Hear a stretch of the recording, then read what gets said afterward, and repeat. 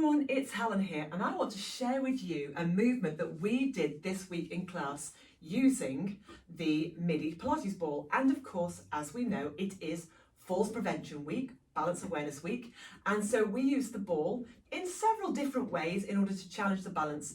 We do a lot of balance in our classes, a lot of balance. I'm almost obsessed with it, but it's so important. It is a life skill that needs to be worked on, and it is never too early to start working on that. I often have younger clients who say to me, oh, my balance is terrible. Well, if it's bad when you're 30 and you don't do anything with it, it's not going to be any better when you're 80 and you really need to be upright. So it's really important that you work on this consistently.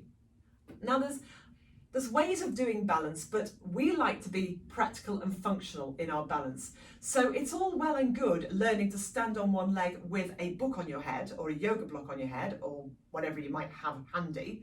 But what that actually does is it makes you rigid. Because as you stand there, or maybe if you walk with the book on your head or whatever it might be, or you try to do a semi-squat with the book on, then you become tight around your neck. You don't flow, you don't move as you would move in everyday life. When we walk around, we're turning our heads, we're chatting, we're looking at things around us, we're changing our mind, we're changing direction.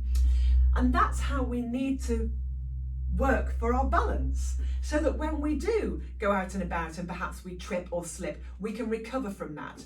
When we are in the house, we're strong enough to go up and down the stairs with good balance. We can sit down and stand up again with balance. We can bend to pick something up. It's all about balance. So you really want to be mobile when you do your balancing. And that's what we do in our classes. We do it a lot. And as I say, this is a little movement that we did this week using the stability ball. Now, it's not a complicated move. However, if you are really, really wobbly, or if you are in a risk category for falls, this might not be the one for you.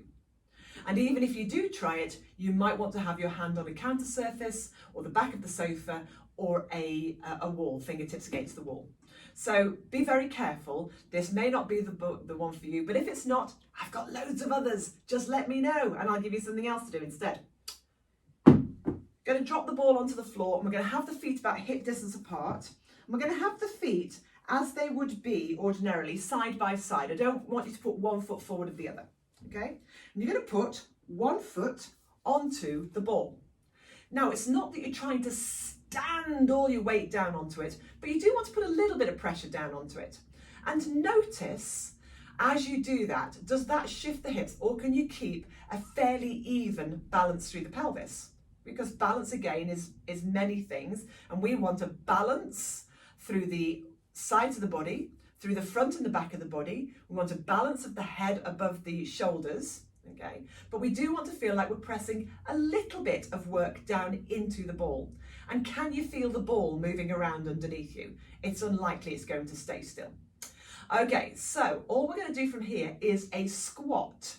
Now, we have got the majority of the weight on the floor leg, but there is still some weight on the ball. So remember, when we do our squat, we keep the length at the front and the back edge of the body.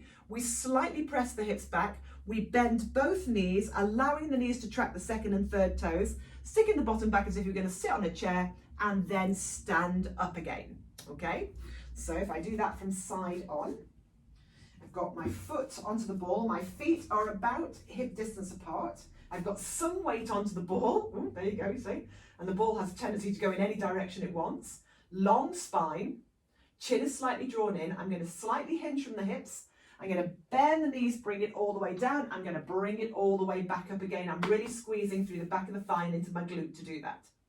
So the knees track second and third toes, and I'm trying to keep some weight on the ball. The temptation can be to offload it and put it into the leg that's on the floor. Now, all that means is that leg on the floor is doing more work. And of course, it does mean that you're essentially going to be doing almost a single leg squat, which is a balance in itself. So a little bit of weight on the ball, slight hinge, long spine. We're not dropping from the chest. And then we're standing it back up again, keeping some pressure down, noticing how that ball wants to move the leg around. Do that one more time. So press it back and then come all the way back up and then give it a little shake out. And then we simply do the same thing on the other side. So once again, feet about hip distance, long spine. So remember, when we come down into our squat, we don't shorten the distances between our bony landmarks. So between the breastbone and the pubic bone, between the ribs and the hips, we don't shorten those by folding. We just press the hips back, put a little bit of weight onto the ball, knees track second and third toes, and then press it back up again. So the leg on the floor is going to be doing slightly more work in terms of being weighted, but the leg on the ball is having to work for stability.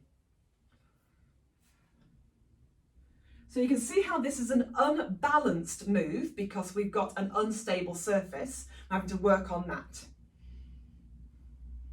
So all these adjustments is your body going, where's my head, where's my shoulders, where's my ribs, where's my hips, where's my knees, where's my feet? Which is exactly what happens when you slip on ice or slip on wet leaves and you do that really funny, weird little dance trying to stay upright. It's exactly what your body's doing then. Okay, let's just do that a couple more times. So weight onto the ball. Majority of the weight though is down into that standing leg. And we're bringing it down and we're standing it back up again, squeezing into that glute.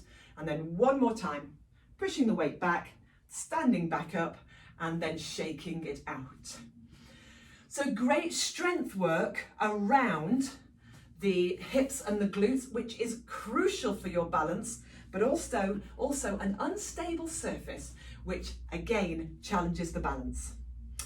So have a little go of that, see what you think, and let me know. I'll speak to you soon. Take care.